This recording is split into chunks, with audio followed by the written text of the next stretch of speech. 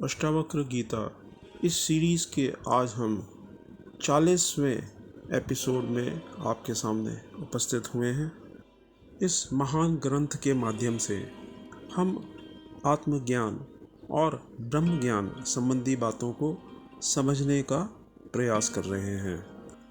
भगवान की बातें इस YouTube चैनल पर हमारा प्रयास आपको समझाना नहीं है, अपितु इस समझने और समझाने के प्रयत्न में विशेष रुचि हमारी स्वयं को इस ज्ञान से परिपूर्ण कर देना है।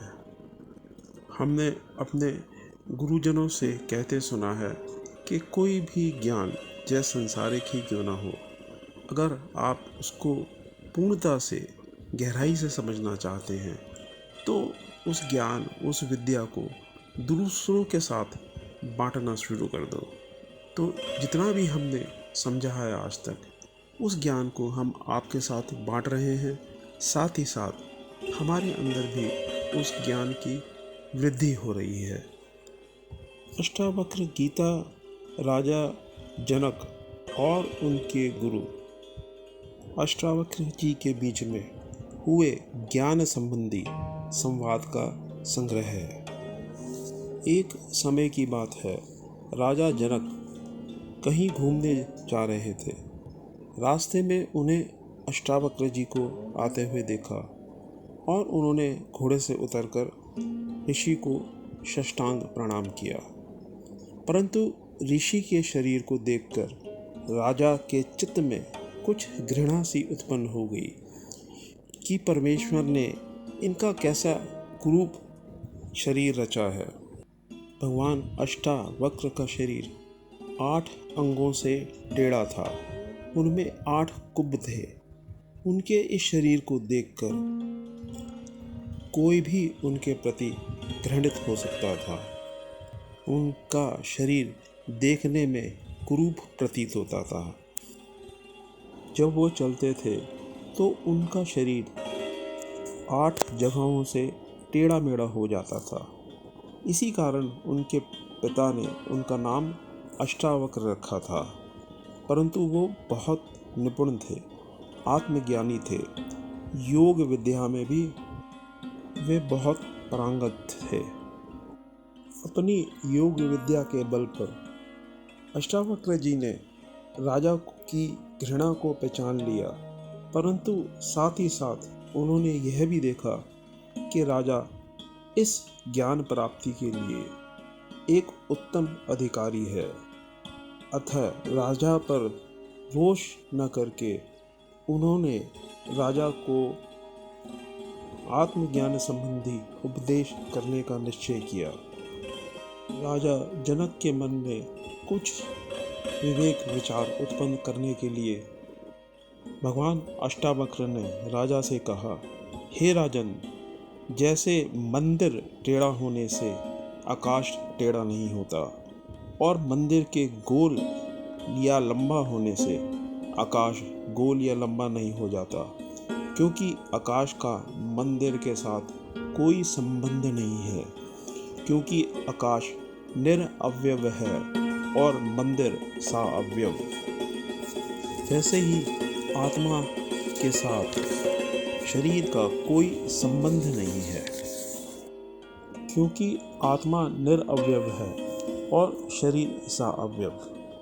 आत्मा नित्य है और शरीर अनित्य।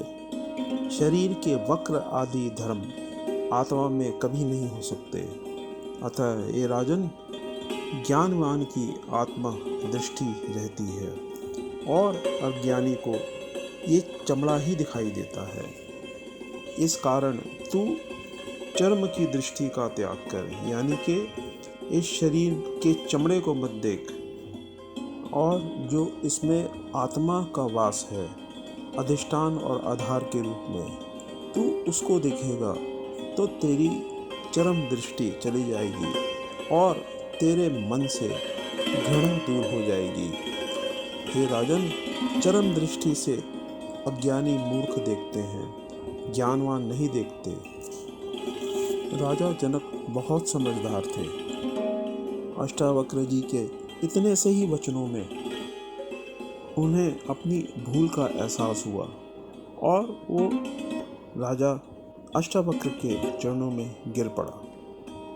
उन्होंने अष्टावक्र जी से ज्ञान प्राप्त करने की इच्छा प्रकट की। उसके मन में ज्ञान प्राप्ति की उत्कंठ इच्छा उत्पन्न हुई। उसने प्रार्थना की कि हे भगवान, आप मेरे घर पधारिए, मेरे घर को पवित्र कीजिए और मेरे घर में निवास करके मेरे संदेहों को दूर कीजिए और मुझे आत्मदृष्टि प्रदान कीजिए। अष्टावक्र जी ने राजा की ये प्रार्थना स्वीकार कर ली और उसके महल में आके निवास करना शुरू कर दिया। राजा जनक ने अष्टावक्र जी से 3 प्रश्न पूछे।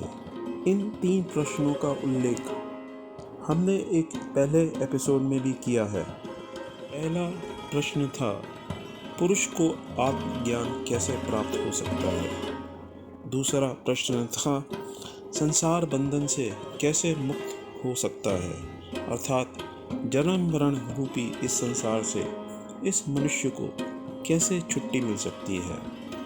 और तीसरा प्रश्न था कि वैराग्य कैसे प्राप्त होता है। हम पिछले कुछ एपिसोड्स में विवेक और वैराग्य की बात कर ही रहे थे। गुरु अष्टावक्र ने राजा जनक से कहा, हे राजन, यदि तुम संसार से मुक्त होने की इच्छा रखते हो तो चक्षु रसना आदि 5 ज्ञान इंद्रियों के जो शब्द स्पर्श आदि 5 विषय हैं, उनको तू विष के समान त्याग दे। क्योंकि जैसे विष के खाने से पुरुष मर जाता है, वैसे ही इन विषयों के भोगने से भी पुरुष संसार चक्र रूपी मृत्यु को प्राप्त होता है। इसलिए मुमुक्षु को प्रथम इनका त्याग करना चाहिए। इन विषयों के अत्यंत भोगने से रोग आदि उत्पन्न होते हैं और बुद्धि भी मलिन हो जाती है एवं सार और असार वस्तु का विवेक नहीं रहता। इसलिए मोक्ष चाहने वाले को इन संसार के विषयों का पूर्णतः त्याग कर देना चाहिए। इस पर राजा जनक ने प्रश्न किया, हे भगवान, विषय भोग के त्यागने से तो शरीर ही नहीं रहेगा।